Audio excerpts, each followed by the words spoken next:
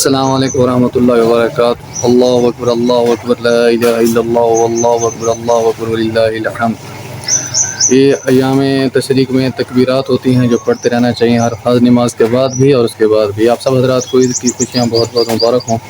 آج عید کا دن ہے تو عید کے دن ہمیں کیا کرنا چاہیے؟ ایک عید کا دن ایک مسلمان کے لیے کس طرح بسر ہوتا ہے یا سنت نبی میں اس کا کیا طریقہ کار ہے؟ تو اس کا طریقہ یہ ہے کہ فجر کی نماز کے بعد گھر آ کر جو ہے عید نماز کی تیاری کے لیے غسل کرنا مسنون اور نئے لباس پہننا یا اجلا لباس پہننا اور خوشبو لگانا جو ہے سنت ہے۔ اور اسی طرح جو ہے گھر والوں کو ساتھ لے کر یا بچوں کو ساتھ لے کر عیدگاہ کی طرف چلنا اور عیدگاہ کی طرف جس راستے سے جانا تو بلند آواز سے یا دل میں تکبیرات پڑھتے ہوئے جانا، جی ابھی ہم نے پڑھی ہیں، اور مسجد میں جا کر جو ہے امام صاحب کو خطبہ سننا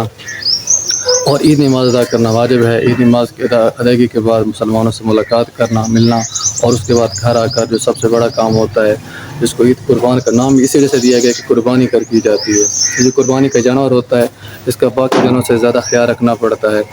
کیونکہ یہ شاعر اللہ میں سے ہے اور اللہ تعالیٰ کی جو ہے وہ پسندیدہ جو ہے جو ہمارے پاس جتنے بھی جانور ہوتے ہیں جب ہم کسی کو قربانی کے لیے رکھتے ہیں تو اللہ تعالیٰ کو وہ جانور جو ہے وہ زیادہ پسند ہوتا ہے۔ جب ہم اس کا خیال رکھتے ہیں کھانے میں پینے میں خوراک میں اسی طرح جو ہے اس کا لحاظ کرتے ہیں احترام کرتے ہیں تو پھر اللہ تعالیٰ ہمارے اس عمل کو جو ہے وہ پسند فرماتے ہیں۔ قربانی کے جانے کے لیے بہتر یہ ہے جس کے نام پر قربانی ہے اسی کو خود جو ہے وہ ذبح کرنا چاہیے، سنت ہے۔ ہمارا پیغمبر خود ہی اپنی قربانی خود ہے جو ہے وہ ذبح فرماتے تھے اپنے ہاتھ سے۔ دمبے ہوتے تو اپنے ہاتھ سے ذبح فرماتے، اونٹ ہوتے تو اپنے ہاتھ سے نہر فرماتے۔ اور یہ بھی لکھا ہوا ہے کہ ہمارا پیغمبر جو ہے عام طور پر ایک سے زائد قربانیاں کرتا،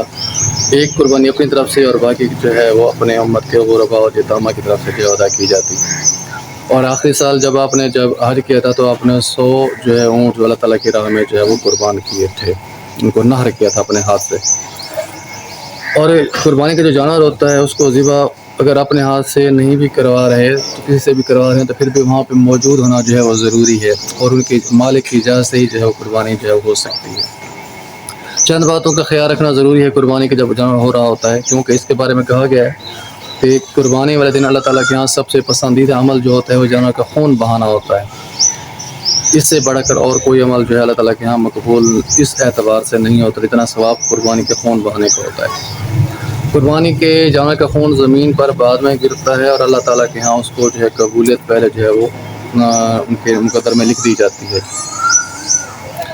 صاحب نے پوچھا تھا یہ قربانی کیا ہے؟ آپ نے فرمایا جی تمہارے باپ ابراہیم علیہ السلام کی سنت ہے، اور کہا یہ ہمارے لیے اس میں ہے کہ آپ نے فرمایا جانور کے ہر بال کے بدلے میں نیکی ہے جی۔ اور پوچھا گیا اون والے تو آپ نے کہا ہر اون کے جو بال ہوتے ہیں اس پر جو اس کا ریشہ ہوتا ہے اس پر بھی ایک نیکی جو لکھ دی جاتی ہے۔ اور اسی طرح جب ہمارے مذہب کی خوبی ہر چیز کے بارے میں احکامات دیتا ہے تو قربانی کے جانور ہو یا ویسے بھی کسی کو ذبح کرنا ہو تو اس کے بارے میں احکامات یہی ہیں کہ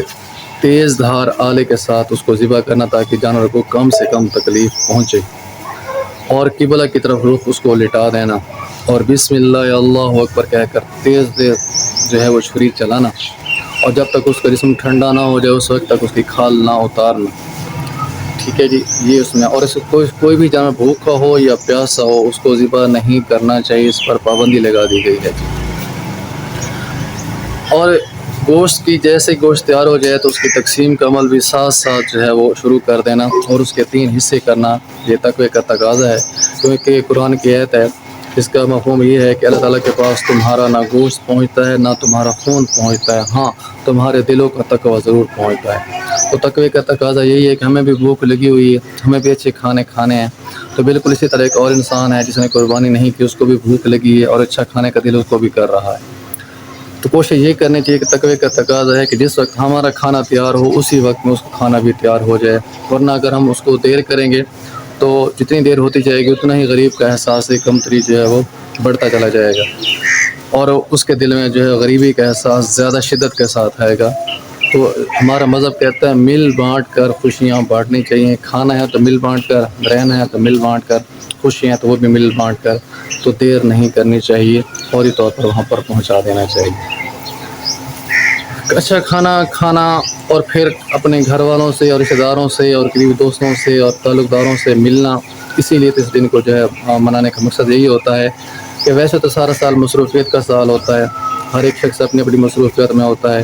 ان دنوں میں خوشی کا مقصد یہی ہوتا ہے کہ جو ہے اپنے دوستوں سے ملا جائے، رشتہ داروں سے ملا جائے، سارے کام کو چھوڑ چھاڑ کر ان کے ساتھ تعلق کو جو ہے استوار کیا جائے، ان کی عظمت اور عفت کا خیال رکھا جائے اور ان کے ساتھ دل میں محبت پیدا کی جائے، اور کوئی ایسی بات انسان ہے منہ سے نکل گئی ہے، ہو گئی ہے ارادتاً یا غیر ارادی طور پر، تو اس کو معاف کر دینا چاہیے۔